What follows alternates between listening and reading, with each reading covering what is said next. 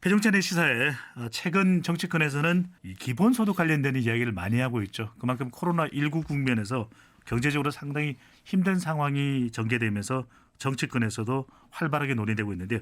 오늘은 기본소득 관련해서 궁금한 점 한국지방세연구원 김필원 선임연구위원 박사님 모셨습니다.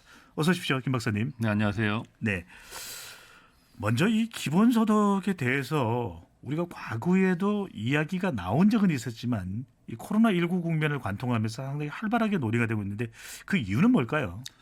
네, 그 전에 연역을 잠깐만 말씀드리면은 이 기본소득 얘기가 어떻게 보면 이제 서구 유럽 중심으로 해서 한 18세기 때부터 나왔습니다. 네. 그때가 이제 계몽주의 뭐 이런 게 나올 텐데 그러니까 결국은 국가가 역할을 어떤 걸 수행해야 될 것이냐 그 맥락에서 네. 나온 거고요.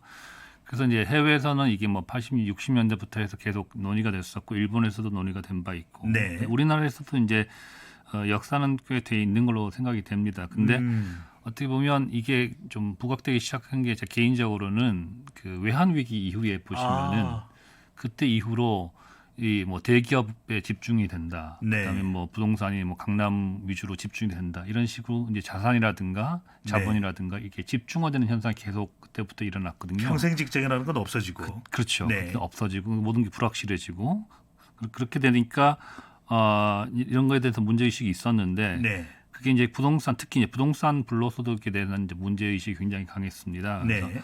어떤 이런 게 부의 불평등이라든가 이런 게 있었는데 불구하고 근데 이제 복지 제도가 그럼 제대로 하고 있느냐? 대부분 사람들이 이제 동의를 하지 않으실 거라고 네. 생각하고요. 근데 불형평이 교정이 전혀 되지 않고 있고 상황이 이런 상황에서 이제 최근에 이제 그 또 부동산이 급등을 하지 않았습니까? 네. 이러면서 이제 어떤 일종의 촉매제로 작용을 하면서 기본소득이 부각이 됐는데 그게 이제 재난 기본소득 이런 네. 식으로 실제 형태로 사람들 앞에 나가다 보니까 이게 좀 더 가까이 우리한테 다가오게 된 거죠. 네. 예, 그렇게 돼서 이제 이게 촉발이 돼가지고 이제 정치권에서 그걸 받아서 지금 논의가 되고 있는 그런 상황인 것 네. 보입니다. 기본소득을 이야기하면 우리가 뭐 직장에 고용되어 있는지 여부와 상관없이 소득과 상관없이 전 국민들에게 일정한 이 금액을 지원을 해서 소득의 안정을 도모한다는 것이 목적 아니겠습니까? 그렇죠. 그러다 보니까 이제 우리 국민들은 대체적으로 또 일을 해야 된다, 또 이런 생각이 강하기 때문에 이게 모두에게 준다, 이게 잘 못 받아들이는 것 같거든요. 근데 최근 들어서 조금씩 이제 이 기본소득에 대한 관심이 높아지는데 이렇게 모든 국민에게 다 줘야 되는 것인가? 이건 어떻게 바라봐야 될까요? 이게 이제 기본소득의 최대 장점 중에 하나가 네. 복지라고 생각을 보게 되면은 일단 복지가 가진 문제점을 먼저 봐야 될 것 같아요. 네. 복지가 가진 문제점이 이제 흔히 얘기하는 것들 이제 서구의 복지병이라든가 이런 것들 있지 않습니까? 네. 옛날에 그런 것들이 있었는데 기존 복지가 이제 제일 문제라고 하는 건 결국 뭐냐면 간단하게 말씀을 드리면 일을 안 하면 주고 네. 일을 하면 주는 거거든요.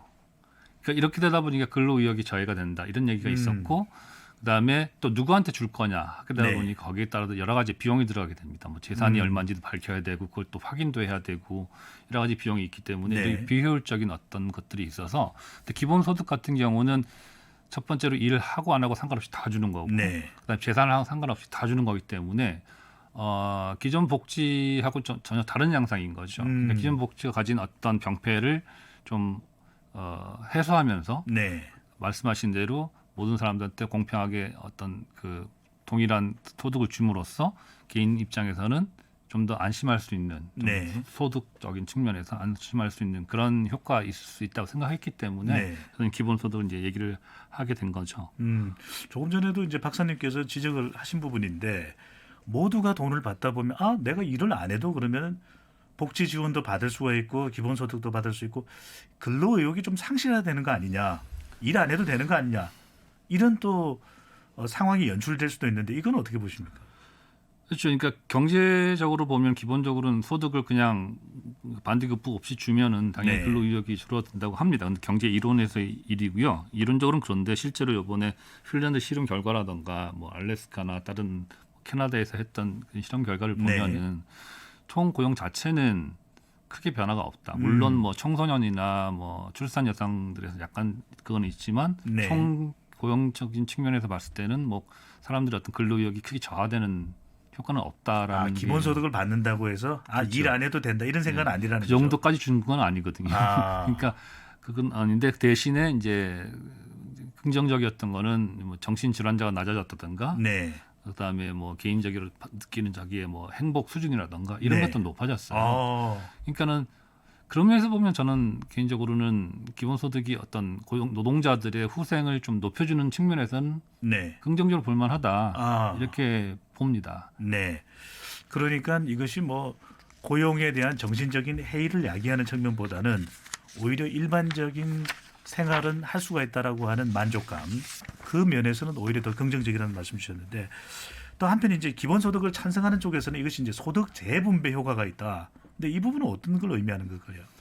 근데 이제 먼저 기본소득이 요즘에 또 여러 방안이 나오기 때문에 네. 좀 논의의 범위를 좀 좁혀야 될 것 같은데요. 그러니까 특정 계층이 지금 뭐 청년층한테 준다거나 저소득층한테 준다거나 네. 이렇게 하면은 그거는 이제 그걸 기본소득이라고 지금 부르고 계신데 네. 그거는 기본 그렇게 한다 그러면 소득 재분배 효과가 당연히 있죠. 네. 근데 이제 원래로 돌아가서 모든 사람한테 동일한 금액을 주는 걸로 하면은 기본소득 자체는 소득 재분배 효과가 없습니다. 왜냐하면 누구나 예를 들어서 다 30만 원씩 준다. 그럼 네. 모든 사람의 소득이 똑같이 올라가는 거기 때문에 소득 재분배 효과가 없어요. 근데 소득 재분배 효과가 어디서 나오냐 하면은 기본소득을 우리가 시행하는 데 필요한 재원을 네.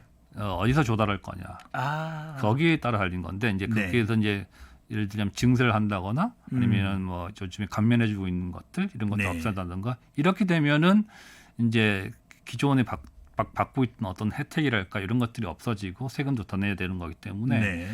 그거가 어떻게 설계하냐에 따라 가지고 소득 재분배 효과가 달라집니다. 근데 뭐 연구 보면은 기존 복지를 그냥 대체하는 경우 이렇게 되면 잘못 설계하면은 소득 재분배 효과가 오히려 그 안 좋아질 수도 있다라는 네. 연구도 있어요. 그러니까 지금 관건은 얼마나 주냐도 중요하지만 네. 이걸 어떻게 줄 거냐에 대해서 좀 더 고민을 해볼 필요가 있다라는 거 하고 네. 하나만 더 말씀드리면은 소득 재분배가 단순히 그런 것도 있지만은 소득 역전이 날 수도 있거든요. 그러니까는 이게 기존의 복지 제도를 대체하는 방식으로 들어오게 되면은 네. 그 다 따져봤을 때 소득이 오히려 역전돼 버리는 그런 현상이 나올 수도 있기 때문에 상당히 고민이 좀 필요하다 이제 그렇게 보여집니다. 네. 그럼에도 불구하고 우리 시대 상황에서 이 기본소득도 이제는 검토를 좀 집중적으로 본격적으로 할 필요가 있기 때문에 이제 거론이 되는 것인데 네, 증세, 세금과 관련된 부분 잠시 뒤에 이야기를 나누기로 하고요. 네.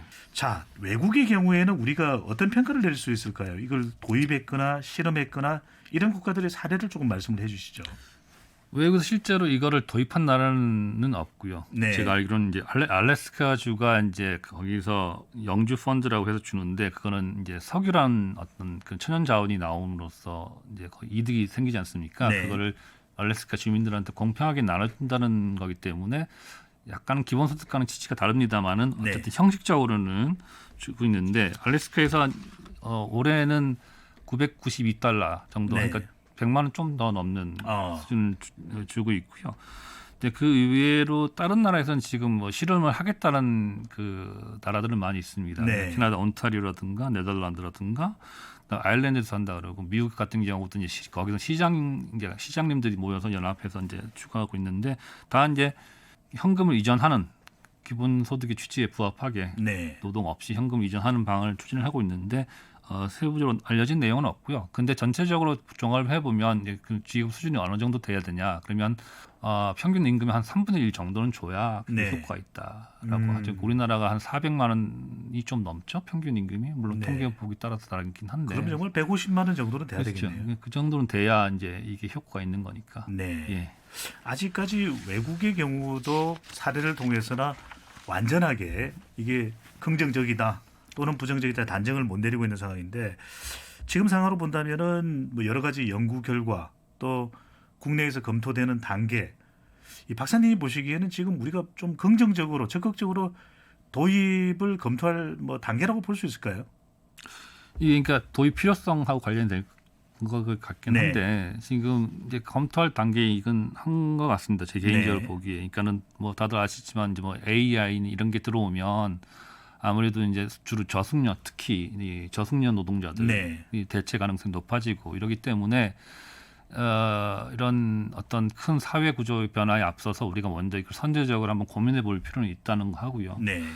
다른 나라 같은 경우를 봐도 복지제도 같은 경우에 다른 나라에는 이제 복지제도를 하기 전에 우리나라가 어떤 식으로 복지를 할 것인가에 대해서 네. 고민을 진지하게 했었습니다. 근데 우리나라는 솔직히 제가 보기에는 그렇게 고민을 많이 한 것 같지는 않아요. 그래서 뭐 미국식으로 갈 건지 아니면 네. 유럽식으로 정부가 주도를 할 건지 고민을 할 필요도 있고 이런 걸 볼 때 뭐 복지제도 전반적인 어떤 개혁이다라는 측면에서 기본소득 우리가 진지하게 제대로 한번 검토를 해볼 필요가 있다. 그러니까 네. 정치권을 위주로 이렇게 할 게 아니라 공방이 아니라 공방이 정치 공방이 아니라 전문가들과 국민들이 다 함께 모여서 제대로 된 토론을 해서 왜냐하면 이게 한번 정해지면 네. 향후 우리나라가 그 진로가 결정이 되는 거기 때문에 좀 그런 논의의 장을 열 필요가 있다 그런 네. 생각이 듭니다. 박사님 말씀대로 적극적으로 검토할 필요는 있다. 근데 이제 경기도에서는 지자체에서 적극적인데 뭐 20만 원을 주기 시작해서 30만 원, 뭐 40만 원, 50만 원 이렇게 늘려가면 되는 것 아니냐라는 이야기가 나오는데 정작 만약에 우리가 기본소득을 도입한다면 어느 정도의 금액은 1인당 지급이 돼야 되는 수준일까요? 지금 그 뭐 엄밀한 근거는 없는데 최소한 네. 이제 그 최저 생계비 뭐 이런 걸로 기준을 합니다. 근데 대략 그래도 한 30만 원은 줘야 네. 월로 30만 원은 줘야 그래도 효과가 있다라고 들 해요. 그게 거의 제가 보기 일종의 그 일치된 견해인 것 같고요. 네. 이제 30만 원 당장 지금 주게 되면은 연간 올해만 180조 넘게 들어갑니다. 근데 그게 2017년에 우리나라 총 사회복지가 규모가 180 그 정도였어요. 네. 그러니까 이걸 주면은 그냥 하루 만에 하루밤 사이에 2배로 늘어나게 되는 거고요. 아. 30만 원 이거 당장은 어려울 거고 네. 뭐 한다면 한 10만 원, 20만 원 이 정도 할 수 있겠죠. 근데 금액이 중요하다기보다는 저는 그 경기도 말씀하신 것처럼 다른 나라도 네. 마찬가지고 이걸 전국적으로 이렇게 도입할 게 아니라 지자체 중심으로 일종의 실험. 네. 아까 뭐 다른 나라에서 어떻게 결과가 나왔다는 말씀도 드렸지만 미국 전체가 아닌 알래스카주를 중심으로 했던 것처럼. 그렇죠. 알래스카 했던 것처럼 또 해외 외국 사람들하고 우리나라 사람들하고 또 다르거든요. 환경이 네. 다르기 때문에 그래서 지자체를 중심으로 뭐 한번 실험 차원에서 측면에서 네. 한번 해보는 것도 금액은 중요하지 않고 네. 그 30만 당장 하기도 어렵고 그러니까 뭐 다만 10만 원이라도 그러니까 특정 지자체를 중심해서 한번 실험을 해보는 것도 네. 괜찮은 생각인 것 같아요. 박사님께서 말씀하신 대로 제한된 금액도 제한된 지역을 이야기하는 것은 결국 재정일 텐데 네. 이게 증세 없이 가능한 일입니까?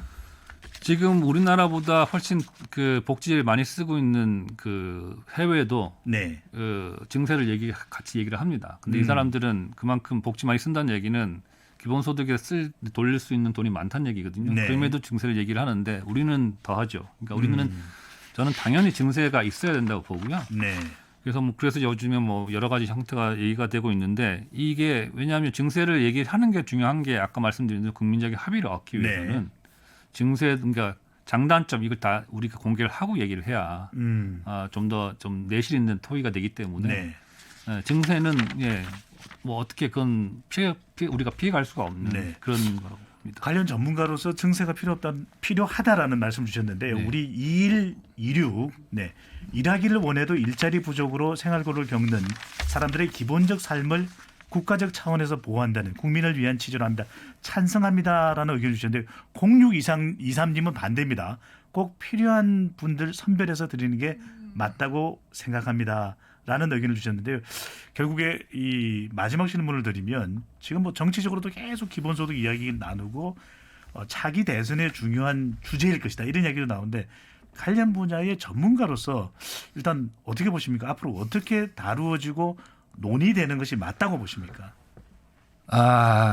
일단 이거가 저는 대선 의제로 나가는 거는 아니라고 봅니다. 아니다. 아니고 네. 그 전에 그러니까는 아까 지금 찬반이 나뉘는데 네. 이걸 어떻게 재원 조달할 건지 누구를 줄 건지 이거를 우리가 할 수 있는 선택할 수 있는 모든 옵션들을 놓고 그거를 다 일일이 제대로 면밀하게 검토를 하고 네. 그걸 바탕으로 이제 대선 의제가 되든지 이렇게 해야지 제대로 된 논의가 될 거라고 보고요. 이렇게 정치적인 측면으로 흘러가는 건 좀 바람직하지 않다라고 네. 저는 개인적으로 보고 있습니다. 결국은 이제 기본소득이 우리 국민들의 좀 복지 수준, 정말 사각지대를 없애는 것인데 사각지대를 없애는 효과는 분명히 있는 것이겠죠. 당연히 있습니다. 네. 근데 그러니까 사각지대를 없애는데 지금 제일 먼저 해야 될 것이 그러니까 지금 현재 우리가 갖고 있는 복지제도가 작동 안 하고 있는 게 뭔지 네. 그게 먼저 필요하고 왜냐하면 기본소득이라는 게 복지제도랑 결합하는 형태로 가는 거기 때문에 네. 그런 것들을 먼저 진단을 하고 그 이후에 이제 기본소득을 어떻게 우리가 활용할 것인지를 얘기를 해야 될 것 같습니다. 알겠습니다. 기본소득이 간단히 뭐 해결될 수 있는 문제는 아닙니다만 필요하다면 우리가 제대로 논의를 해야 되겠습니다. 오늘 한국지방세연구원 김필원 박사님 모시고 관련 이야기 나눠봤습니다. 고맙습니다. 고맙습니다.